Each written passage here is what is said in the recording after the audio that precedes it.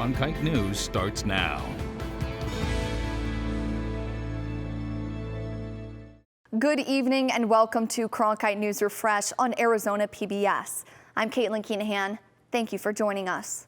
The Arizona Department of Health Services added 5,932 new cases of coronavirus to its dashboard today. The agency is also reporting 253 new deaths. That pushes the state's total number of fatalities to more than 9,300.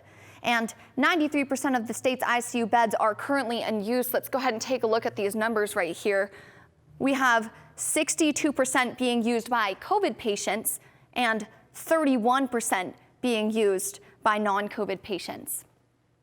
Yesterday, we talked about how ASU is partnering with the Arizona Department of Health Services to offer free saliva testing. Well, the University of Arizona is going to host a testing blitz tomorrow through Tuesday. University President Robert Robbins says students living on campus or going to in-person classes will have to get tested on a weekly basis. Chandler and Gilbert school districts are revising their plans for in-person classes following the winter break. Chandler's governing board voted last night to shift most of its students to remote learning until January 19th.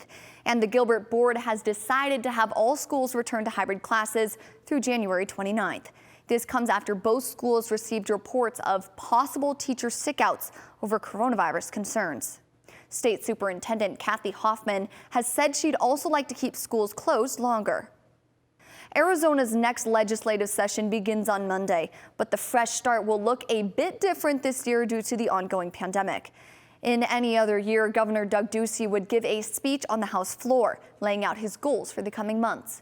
But this year, he says he'll be doing a speech virtually from his office. Members of the House and Senate will also be taking precautions as the session begins. Those include masks, capacity limits, and temperature checks. Struggling Arizona restaurants will soon be getting more help from the state. Governor Ducey says another $2 million will be available to help those businesses expand outdoor dining, protect patrons and staff, and limit the spread of COVID-19. Grants will continue to be awarded on a rolling basis for eateries with approved applications.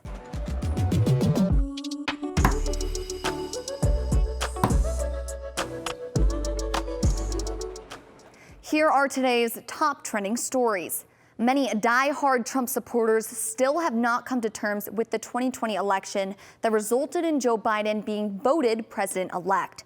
Trump has been nonstop tweeting about an election protest rally that will be held in Washington, D.C. tomorrow afternoon. He even encouraged his supporters to come out to the Capitol, saying, "Location details to follow, stop the steal." This has become his trademark sentence over the course of the past few months since the 2020 election. The rally will take place at the same time that the House of Representatives is observing the formal certification of Electoral College votes for President of the United States, allowing Biden to take office on January 20th.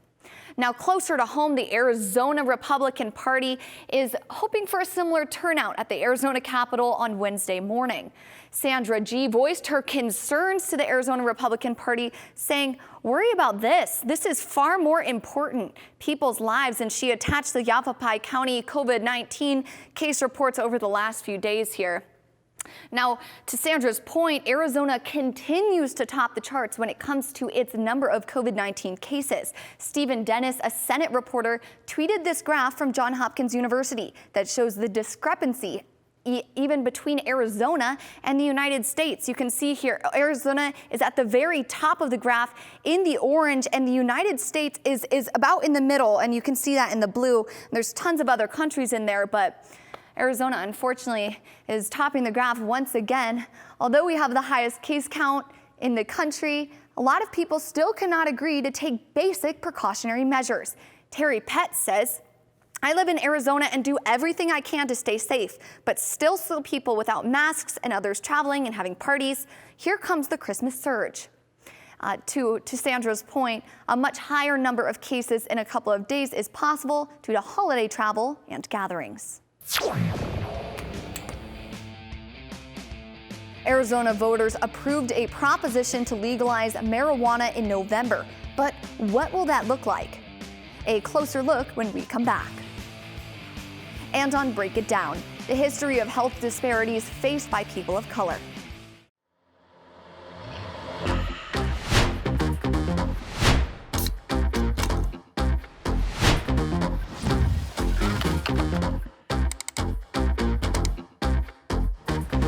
And welcome to Cronkite News Refresh on Arizona PBS. Well, the dry spell has ended. Rain finally fell over the valley last night. Here's what's trending today. I'm with Sarandon and Amna. Good evening, and welcome to Cronkite News Refresh on Arizona PBS.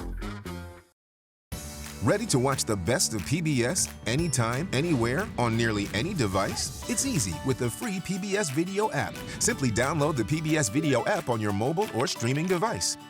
Now you can watch the latest PBS episodes or catch up on the shows you missed. And when you support your local station, you can get PBS Passport, giving you access to more episodes, more specials, more of what you love.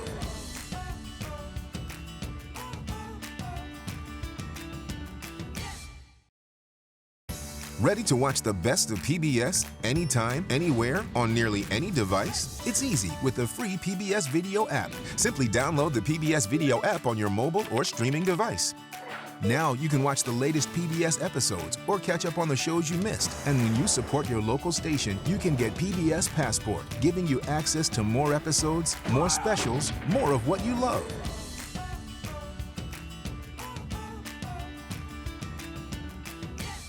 I'm Matt Berry, ESPN Sports Center anchor and graduate of ASU's Walter Cronkite School of Journalism and Mass Communication. With its bachelor's and master's degrees in sports journalism, the Cronkite School is preparing the next generation of sports journalists to tell stories that matter, stories that excite, inspire, and inform. Cronkite immerses students in covering sports at all levels in one of the country's top sports markets. It's this hands-on experience under the guidance of award-winning sports media veterans that shape the top journalists of tomorrow. I think he was a terrific father, sometimes. I think that he was a loving husband, sometimes. I think he was like so many people, except this enormous talent. Hemingway is very complicated. I hate the myth of Hemingway. It obscures the man, and the man is much more interesting than the myth. Coming in April to Arizona PBS. The people are saying they're not happy. Do you accept that? Irrational people are not often convinced by facts. Okay, well, let's talk about people you hate, though. You've said that categorizing yourself is a terrible mistake. That's pretty controversial. Well, it's the truth. Weekdays at midnight on Arizona PBS. Prop 207 received a yes from Arizona voters to legalize marijuana, but what does this actually mean? Reporter Stephanie Rosales shares with us when you can start to buy, use, and possess weed in the Grand Canyon State. Arizona voters chose to approve the use of recreational marijuana through Proposition 207.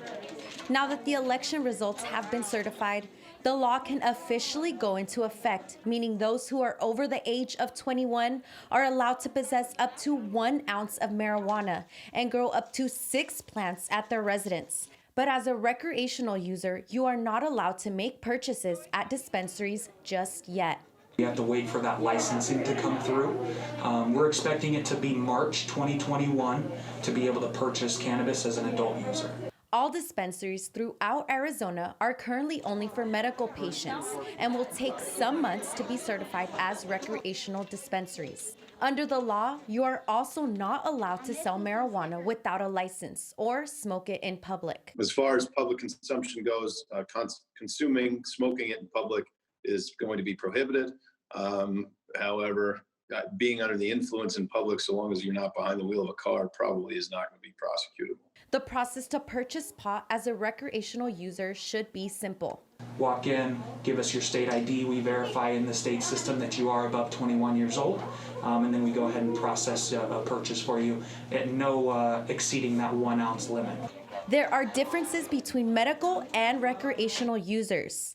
There are purchase limits as well as limits on the amount of THC per day depending on your use.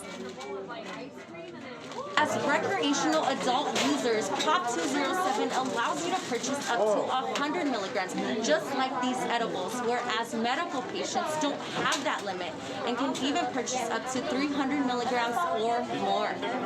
Nonetheless, you're not getting as high of doses as potent product, so potency meaning high THC or cannabinoid content. Rec users cannot pass that threshold. Prop 207 might also be helpful for those who have been convicted of marijuana charges. Or something that would now be legal, possessing or transporting, consuming up to 1 ounce of marijuana. If you have that conviction on your record, you are now eligible to have that expunged. Stephanie Rosales, Cronkite News.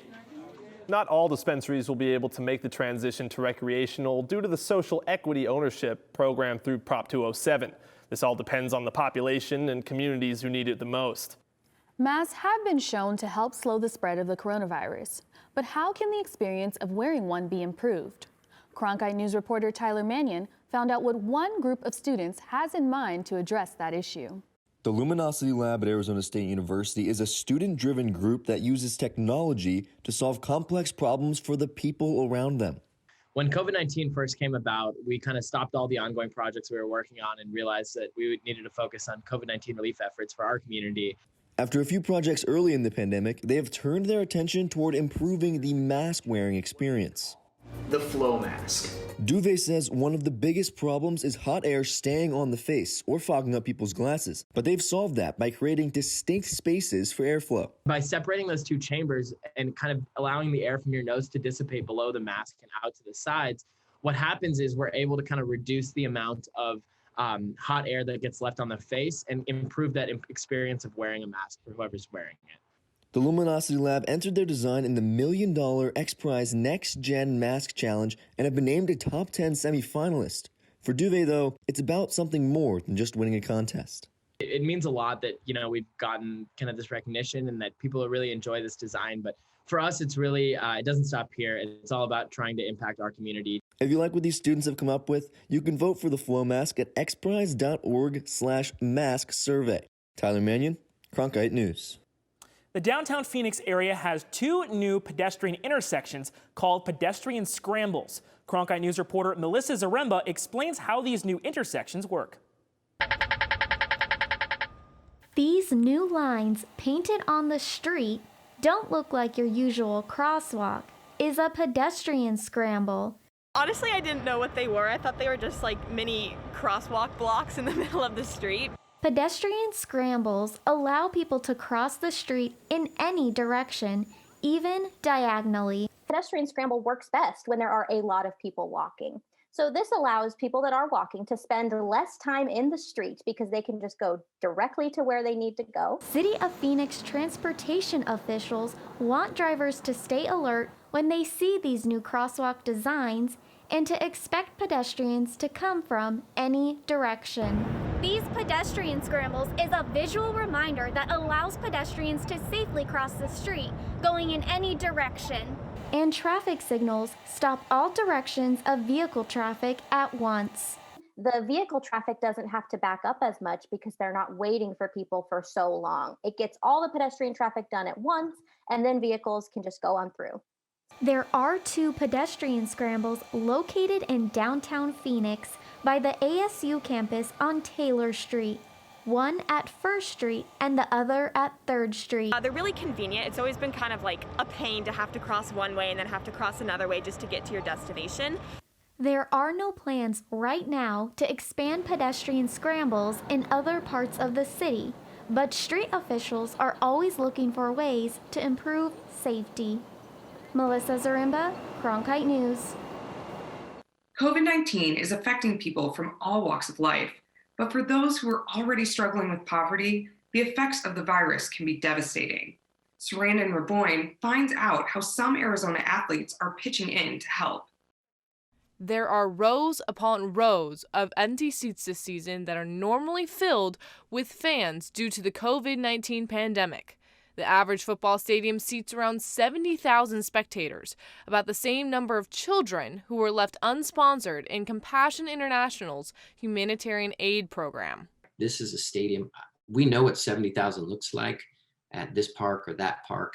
And if you can imagine, number one, that being 70,000 children, and then number two, that being empty, and really realizing we need the support for each of those children is kind of what we're saying is populating that stadium one child at a time. Compassion International is teaming up with professional athletes from all sports to help fill the stadium with sponsored children in the most poverty-stricken areas of the world.